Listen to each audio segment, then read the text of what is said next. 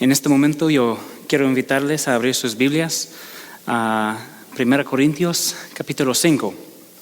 1 Corintios capítulo 5. Yo voy a leer todo el capítulo para introducirnos a este pasaje muy interesante. Si ustedes han estado con nosotros hace algunas semanas, recuerdan que yo he predicado varios sermones a través de 1 Corintios y por fin hemos llegado a un cambio, a una nueva etapa en esta carta, donde Pablo empieza a responder a ciertas situaciones específicas en la iglesia de Corinto. Así que para empezar, en 1 Corintios capítulo 5, versículos 1 hasta 13, que dice: es ya del dominio público que hay entre ustedes un caso de inmoralidad sexual que ni siquiera entre los paganos se tolera, a saber, que uno de ustedes tiene por mujer a la esposa de su padre, y de esto se sienten orgullosos. ¿No debieran más bien haber lamentado lo sucedido y expulsado de entre ustedes al que hizo tal cosa? Yo, por mi parte, aunque no estoy físicamente entre ustedes, sí estoy presente en espíritu y ya he juzgado, como si estuviera presente, al que cometió este pecado. Cuando se reúnan en el nombre de nuestro Señor Jesús y con su poder yo los acompañe en espíritu, entreguen a este hombre a Satanás para destrucción de su naturaleza pecaminosa, a fin de que su espíritu sea salvo en el día del Señor. Hacen mal en jactarse. ¿No se dan cuenta de que un poco de levadura hace fermentar toda la masa? Desháganse de la vieja levadura para que sean masa nueva, panes sin levadura, como lo son en realidad. Porque Cristo, nuestro Cordero Pascual, ya ha sido sacrificado. Así que celebremos nuestra Pascua no con la vieja levadura, que es la malicia y la perversidad, sino con pan sin levadura, que es la sinceridad y la verdad. Por carta ya les he dicho que no se relacionen con personas inmorales. Por supuesto, no me refería a la gente inmoral de este mundo, ni a los avaros, estafadores o idólatras. En tal caso, tendrían ustedes que salirse de este mundo. Pero en esta carta quiero aclararles que no deben relacionarse con nadie que, llamándose hermano, sea inmoral o avaro, idólatra, calumniador, borracho o estafador. Con tal persona ni siquiera deben juntarse para comer. ¿Acaso me toca a mí juzgar a los de afuera? ¿No son ustedes los que deben juzgar a los de adentro? Dios juzgará a los de afuera. Expulsen al malvado de entre ustedes. Vamos a orar. Padre Celestial, nosotros sabemos que en medio de tiempos y etapas de la vida inciertos, tú sigues igual. Tú estás en control de toda la vida. Y Dios, queremos tener una vida normal contigo. Dios, yo sé que nuestras vidas han sido interrumpidas por muchas cosas en las últimas semanas y probablemente tendremos que lidiar con muchas interrupciones más. Pero a pesar de todo esto, Dios, queremos tener una vida activa contigo, una vida activa en tu palabra. Y Dios, yo pido una bendición sobre este mensaje, una bendición sobre tu pueblo que está escuchando y mirando. Y pido, Dios, que podamos leer y entender tu palabra, aplicarla a nuestras vidas y ser la iglesia que nos has llamado a ser. Bueno, este pasaje es muy interesante. De veras, si yo no estuviera predicando a través de 1 Corintios, quizás yo tendría la tentación de pasar por alto este pasaje, empezar en capítulo 4 y después capítulo 6 sin darse cuenta. Pero en realidad este pasaje es tan importante para la vida de la iglesia. Pero antes de explorar el pasaje hay que establecer ciertas cosas que es muy fácil olvidar. Primero, el Nuevo Testamento fue escrito a creyentes, la comunidad cristiana. Esto es muy importante reconocer porque hoy en día es muy fácil por la imprenta, por el internet, encontrar y reproducir la palabra de Dios. De hecho, se distribuye a los no creyentes, a los incrédulos, como forma de evangelismo, el Evangelio de Juan.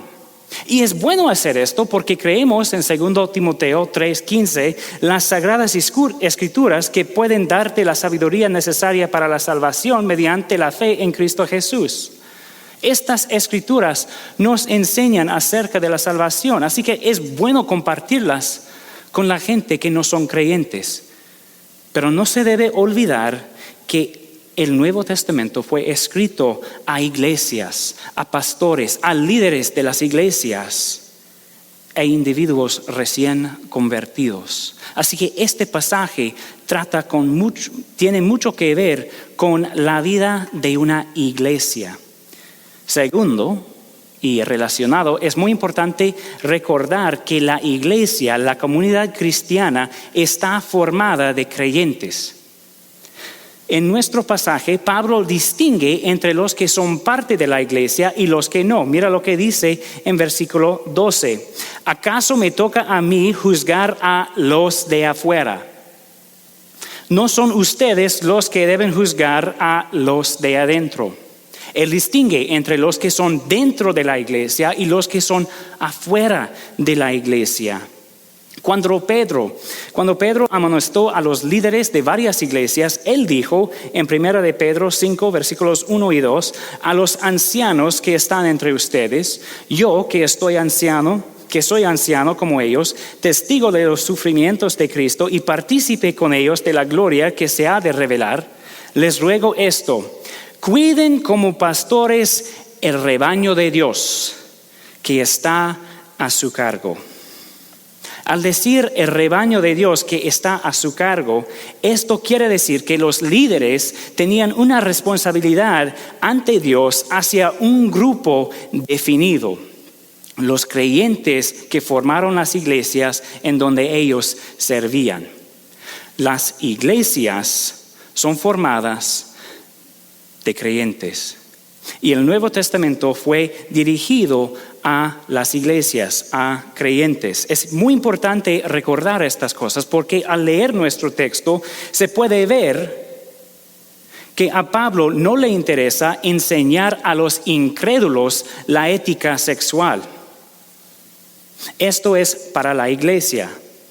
Si no eres cristiano, tu necesidad más grande no es ser más moral para sentirte a gusto contigo mismo. No.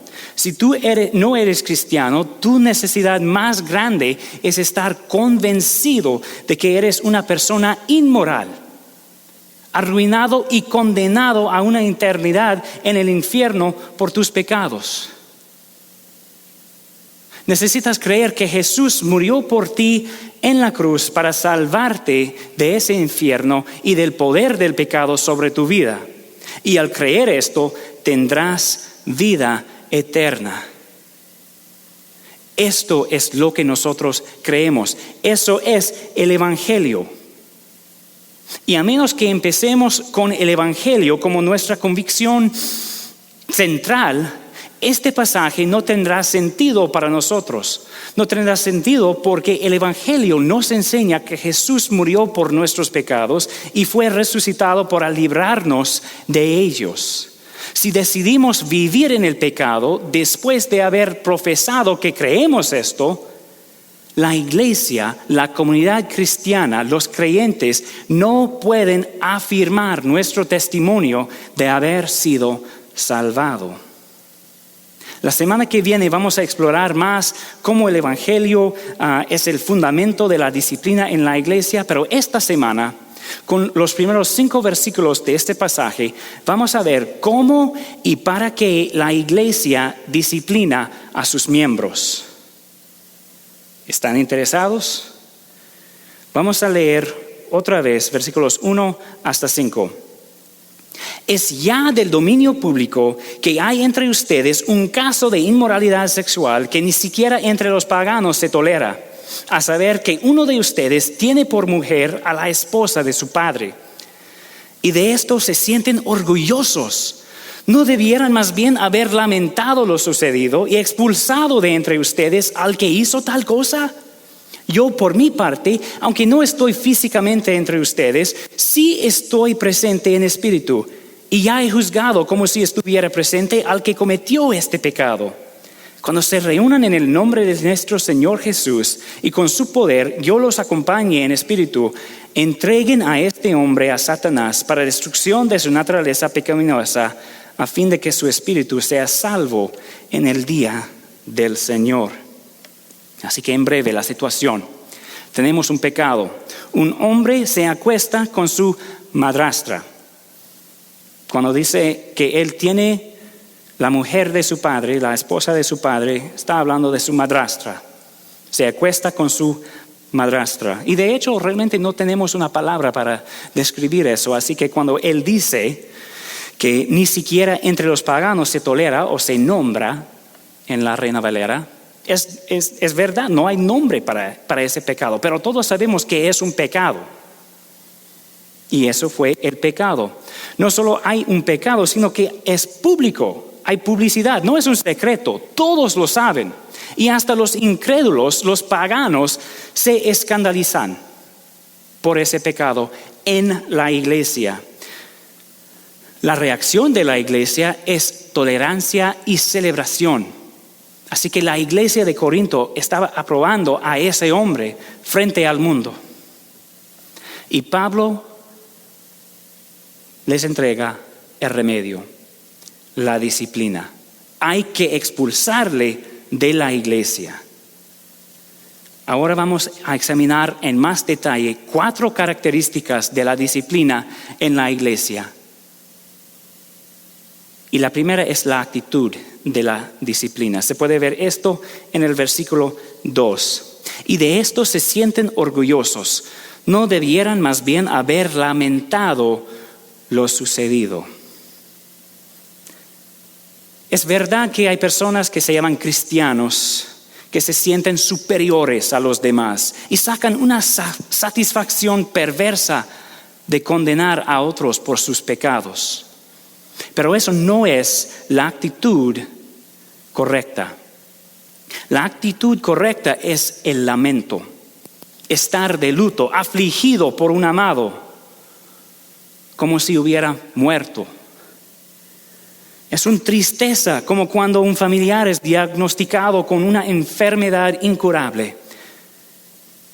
Y es algo que nosotros hemos experimentado desde el principio de nuestra iglesia hasta nuestro presente, cuando un familiar se diagnostica con una enfermedad incurable. Y es terrible. Ustedes saben cómo se siente cuando se averigua eso. Es doloroso.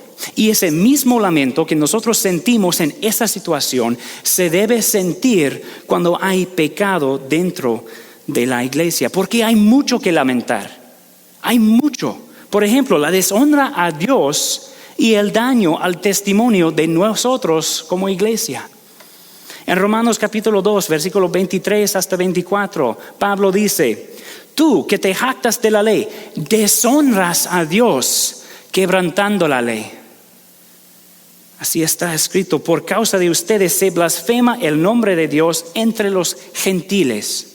Cuando nosotros como iglesia, como miembros de la iglesia, como creyentes, los que profesan el nombre del Señor Jesús, cuando nosotros estamos pecando, viviendo en rebelión en contra de Dios, estamos deshonrando a Dios y dañando al testimonio de su iglesia.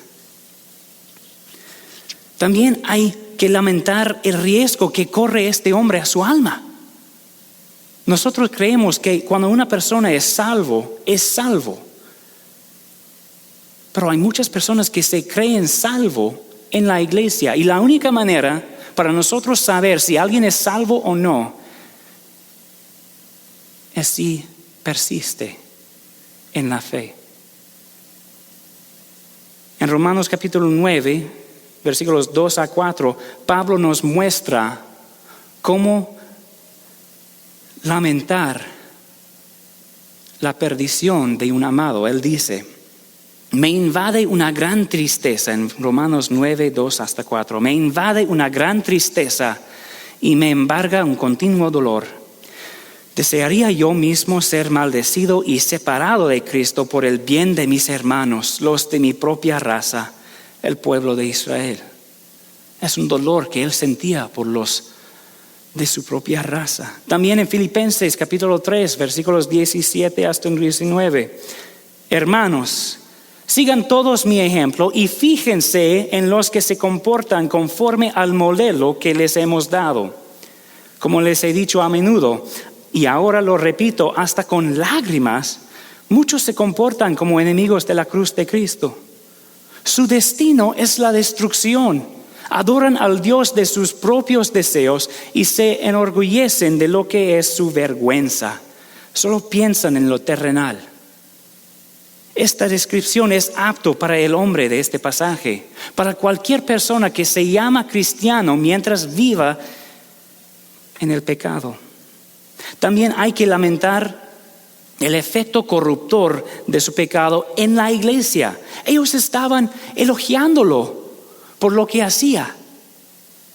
Y vamos a ver más la semana que viene acerca de ese efecto corruptor. Porque yo puedo decir que es como una plaga, como esa pestilencia que estamos pasando en nuestra tierra y alrededor del mundo. También hay que lamentar el daño que él hizo a su padre y a su madrastra. Porque probablemente ellos no eran creyentes. ¿Por qué digo esto? Porque el enfoque en este pasaje siempre está en este hombre y lo que él hizo. No habla del padre, así que no es probable que él era miembro de la iglesia. Y si no era miembro de la iglesia, probablemente no era creyente. Y de la madrastra, él no critica, no juzga a ella, solo juzga a este hombre que cometió el pecado. Y es claro que ella no era inocente. Ella era culpable también. Pero como Pablo dijo en el versículo 12, ¿acaso me toca a mí juzgar a los de afuera? Él enfoca en el que era parte de la iglesia. Así que hay que lamentar el efecto que este hombre tenía en su padre y en su madrastra. ¿Qué tipo de testimonio es eso para ellos, los no creyentes? En nuestra sociedad, igual como en la de Corinto, es muy fácil ignorar, tolerar y hasta celebrar el pecado. Elogiamos la gracia de Dios diciendo cuán grande es la gracia de Dios, cuando en realidad la pisoteamos con nuestras acciones. Porque Pablo, el mayor predicador de la gracia en la historia, dijo en Romanos capítulo 6, versículo 1 hasta 2, ¿qué concluiremos? ¿Vamos a persistir en el pecado para que la gracia abunde? De ninguna manera. Nosotros que hemos muerto al pecado, ¿cómo podemos seguir viviendo en él? Y también en Hebreos capítulo 10, versículo 28 hasta 29, cualquiera que rechazaba la ley de Moisés, está hablando acerca del Antiguo Testamento. Cualquiera que rechazaba la ley de Moisés moría irremediablemente por el testimonio de 2 o 3 testigos. ¿Cuánto mayor castigo piensan ustedes que merece el que ha pisoteado al Hijo de Dios, que ha profanado la sangre del pacto por la cual había sido santificado y que ha insultado al Espíritu de la gracia? Al aceptar a alguien como miembro de la iglesia, nosotros como una comunidad estamos diciendo, creemos su testimonio de haber experimentado la gracia de la salvación. Esta persona ha muerto al pecado y ha sido santificado por la sangre de Jesús. Eso es lo que nosotros decimos al recibir a Él como miembro de la iglesia. Y no podemos mantener ese testimonio cuando alguien peca deliberadamente y rehúsa arrepentirse como este hombre. Y eso es razón suficiente para lamentar. El lamento es la actitud de la disciplina. Pero alguien dirá, pues la palabra también dice, no juzgues para que no seáis juzgados. De la Reina Valera, Mateo capítulo 7, versículo 1. Muchos saben el versículo, pero no saben la referencia. No juzguéis para que no seáis juzgados. Pues si esto viene del egoísmo o de un corazón sincero, no sé, pero de todos modos está equivocado. Porque en el mismo pasaje de Mateo, Jesús dice: cuídense de los falsos profetas. Vienen a ustedes disfrazados de ovejas, pero por dentro son lobos feroces. En Mateo capítulo 7, versículo 15. Mi pregunta es: ¿cómo se cuida de los falsos profetas sin juzgar quiénes son las ovejas y quiénes son los lobos? La prohibición en Mateo capítulo 7, versículo 1 es una prohibición de juzgar con un juicio hipócrita. Cuando juzgas a alguien por algo que tú mismo haces. La verdad es que la iglesia tiene autoridad para disciplinar a sus miembros. Vamos a leer otra vez. Capítulo 5, 1 Corintios 5, versículos 3 hasta 5. Yo, hablando Pablo, yo por mi parte, aunque no estoy físicamente entre ustedes, sí estoy presente en espíritu, y ya he juzgado como si estuviera presente al que cometió este pecado. Cuando se reúnan en el nombre de nuestro Señor Jesús y con su poder, yo los acompañe en espíritu, entreguen a este hombre a Satanás para destrucción de su naturaleza pecaminosa, a fin de que su espíritu sea salvo en el día del Señor. Así que la iglesia tiene la autoridad apostólica. Yo, por mi parte, ya he juzgado. Está hablando Pablo, el apóstol. Y todavía, como él dice allí, todavía está presente con nosotros en espíritu a través de sus enseñanzas. Incluso la enseñanza que es nuestro pasaje. Las escrituras, todas las escrituras nos fueron entregadas por la autoridad de los apóstoles. ¿Y dónde recibieron ellos esa autoridad? De Cristo Jesús. Así que la iglesia también tiene la autoridad de Cristo. Cuando Él dice, cuando ustedes se reúnan en el nombre de nuestro Señor Jesús, en el nombre, quiere decir a favor de Jesús, en el lugar de Jesús, actuando con su autoridad. Pero no estamos sustituyendo nuestro juicio por el suyo. Para ser válido, nuestro juicio tiene que acordar con el juicio de Jesús.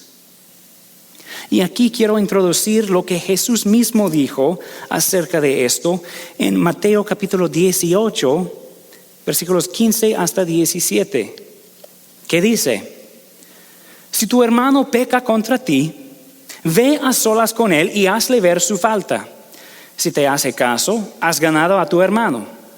Pero si no, lleva contigo a uno o dos más para que todo asunto se resuelva mediante el testimonio de 2 o 3 testigos. Si se niega a hacerles caso a ellos, díselo a la iglesia.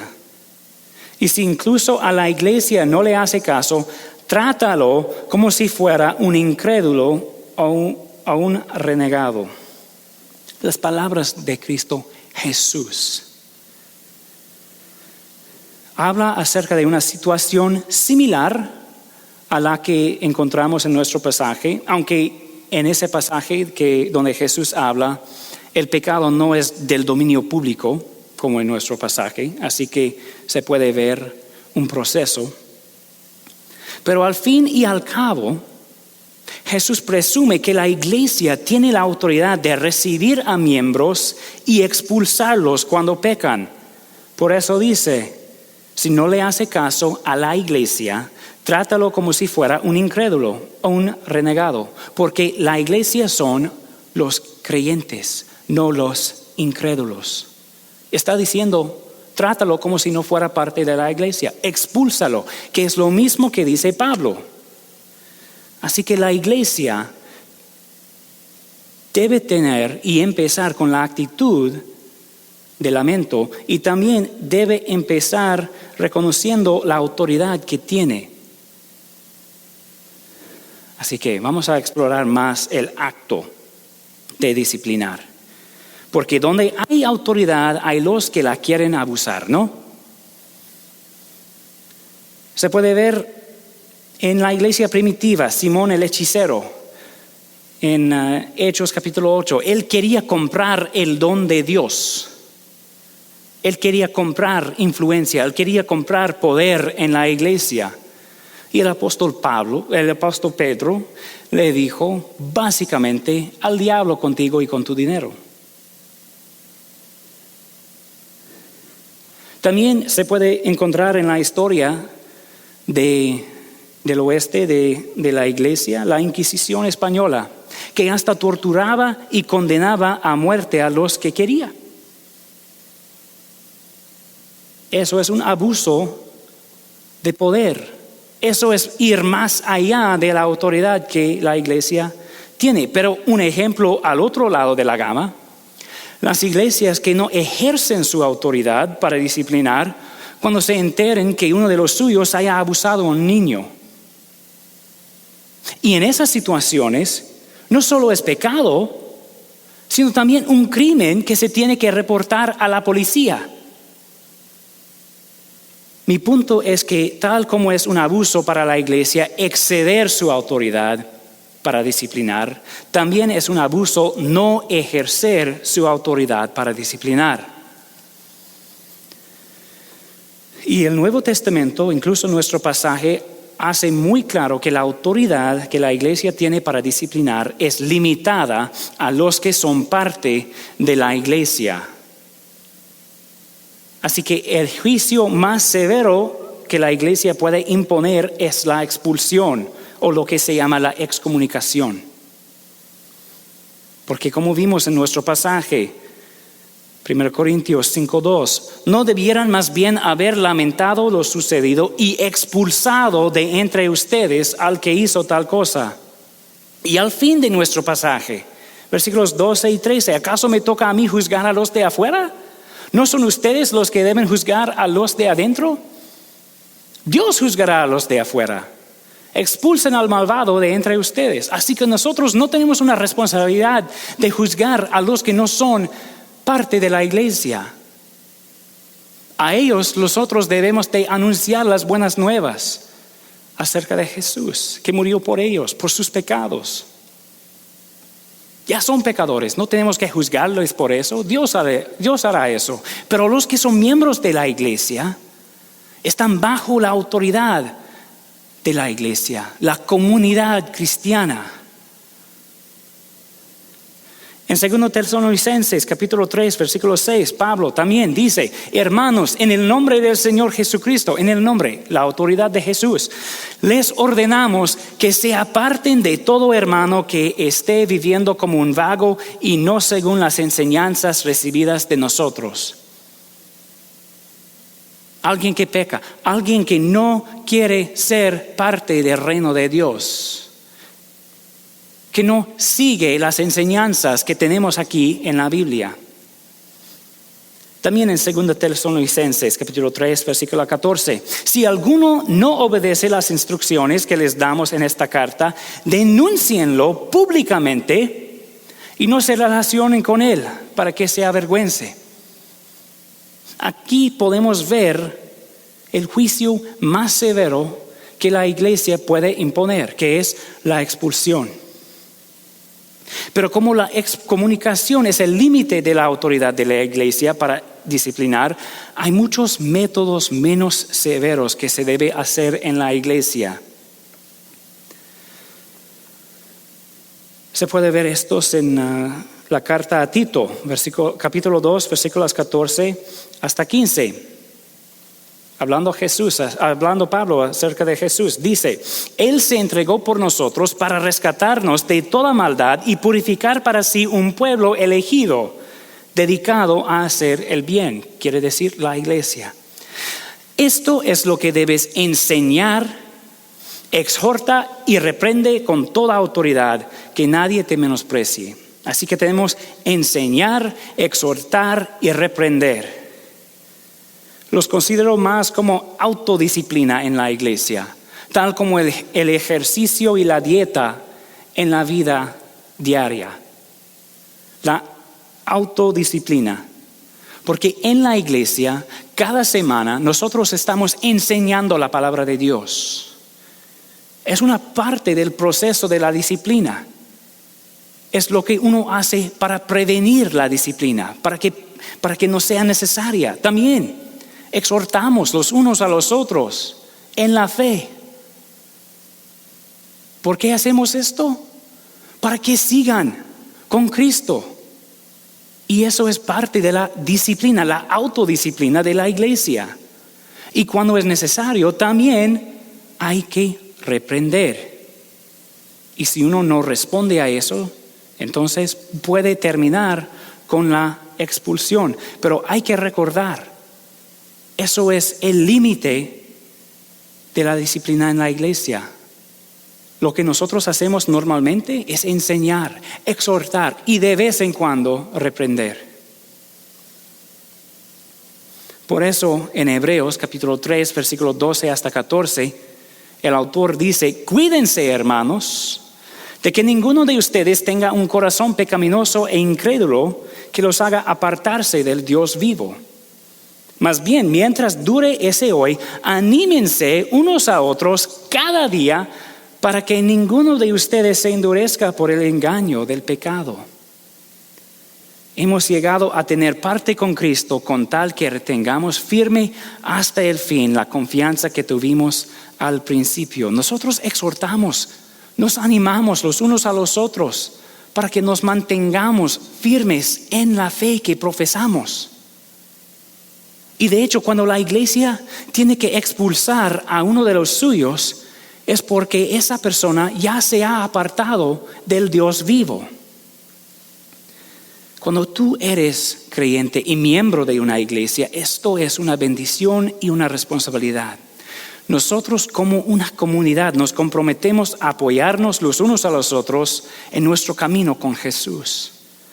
Y hacemos esto al enseñar y aprender la palabra de Dios, al exhortar y al ser exhortado a mantenernos fieles a Él, a reprender y al ser reprendido cuando nos apartamos de Dios. Y la ambición de todo esto es que retengamos firme hasta el fin la confianza que tuvimos al principio, que Jesús se entregó por nosotros para rescatarnos de toda maldad y purificar para sí un pueblo elegido dedicado a hacer el bien. La ambición de la disciplina es la salvación. Y hay que lidiar ahora con versículo 5. Entreguen a este hombre a Satanás para destrucción de su naturaleza pecaminosa, a fin de que su espíritu sea salvo en el día del Señor. ¿Qué quiere decir esto? Pues este versículo puede causar mucha confusión si no mantienes en primer lugar la frase clave: a fin de que su espíritu sea salvo en el día del Señor. Cuando la iglesia tiene que disciplinar a uno de sus miembros, aun cuando tiene que expulsarlo, es con el fin de que sea salvo. Es para el fin de que sea salvo.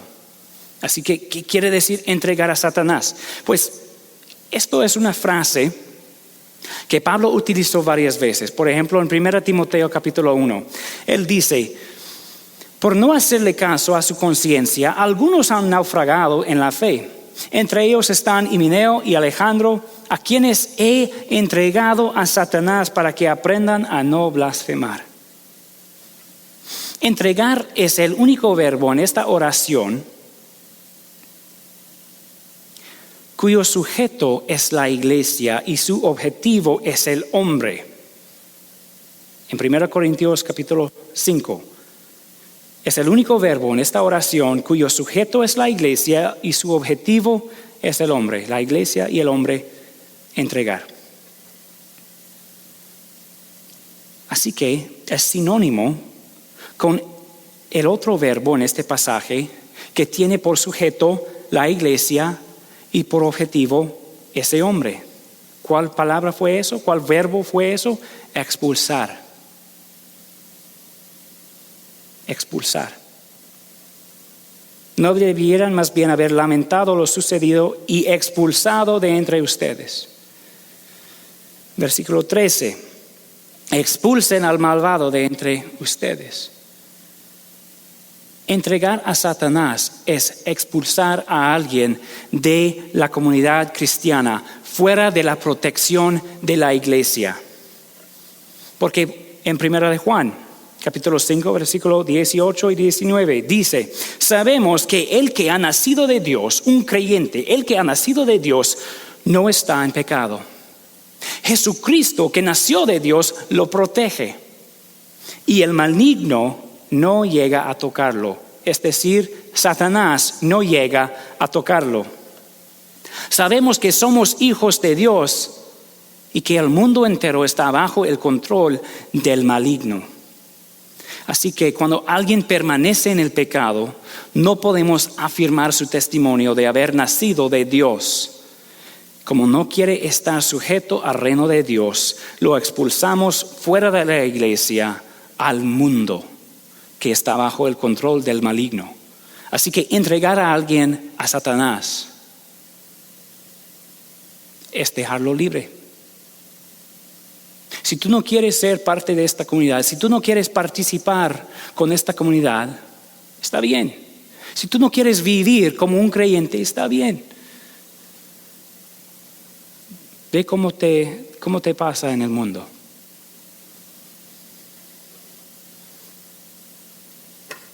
Pero ¿cómo ayuda esto?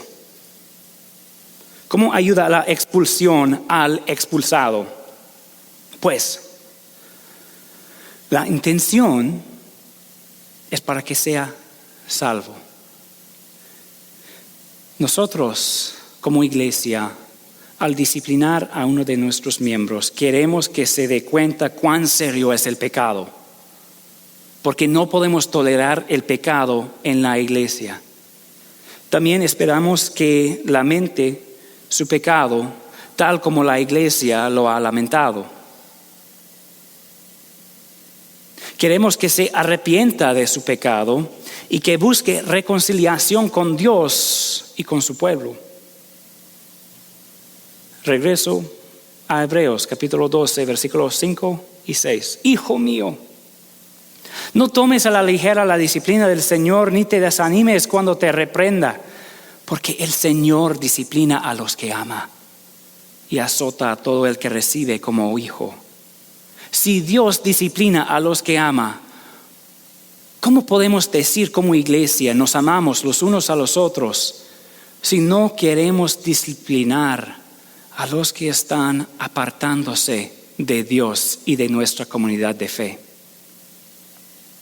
En Apocalipsis capítulo 3, versículo 19, dice Jesús: yo reprendo y disciplino a todos los que amo.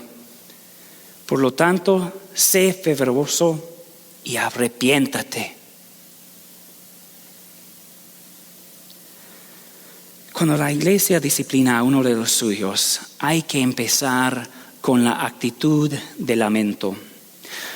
No hay nada de qué sentirse orgulloso o superior. Hay mucho que lamentar cuando un miembro de la iglesia está viviendo en el pecado. Cuando la iglesia disciplina a uno de los suyos, está actuando bajo la autoridad que Jesús mismo se la entregó. Cuando la iglesia disciplina a uno de los suyos, está actuando conforme al modelo apostólico que recibimos. Al enseñar, al exhortar y reprender cuando sea necesario. Y la excomunicación es el penal más severo que puede administrar la iglesia, y solo lo hace cuando el pecado es persistente, notorio, como en este caso, o impenitente. Y normalmente, cuando hay que expulsar a alguien, son los tres: el pecado persistente, notorio e impenitente. Y por fin, cuando la iglesia disciplina a uno de los suyos, es con la ambición de que el culpable se arrepiente y regrese a Dios. Hay que experimentar las consecuencias para darse cuenta de cuán necesaria es la iglesia para la vida. En estas últimas semanas, al no poder reunirnos, yo he sentido la necesidad de la iglesia. Que todos ustedes se comprometan a ser miembros de la iglesia y participen en la disciplina, enseñando, exhortando y, cuando es necesario, reprendiendo. Y en este tiempo, cuando no podemos reunirnos físicamente como iglesia, que mediten y pongan en práctica estas palabras de Hebreos 3:13 que ya hemos leído. Más bien, mientras dure ese hoy, anímense unos a otros cada día, para que ninguno de ustedes se endurezca por el engaño del pecado. Como no podemos reunirnos, hay mucho riesgo de que las personas se endurezcan por el engaño del pecado. Así que, si eres parte de esta iglesia, anímense unos a otros cada día. Y por la gracia de Dios, seguiremos como iglesia. Que oren. Padre Celestial, bendice a tu iglesia. Protégenos del pecado. Por favor, Dios, danos el deseo de amar los unos a los otros. Por favor, Dios, danos la actitud de lamento, porque el pecado es una seriedad muy grande. Y nosotros queremos ser tu pueblo. Bendice a tu iglesia, que nosotros podamos congregarnos pronto y que esta pestilencia en el mundo sea vencido por tu gracia. Pedimos esto en el nombre del Señor Jesús. Amén.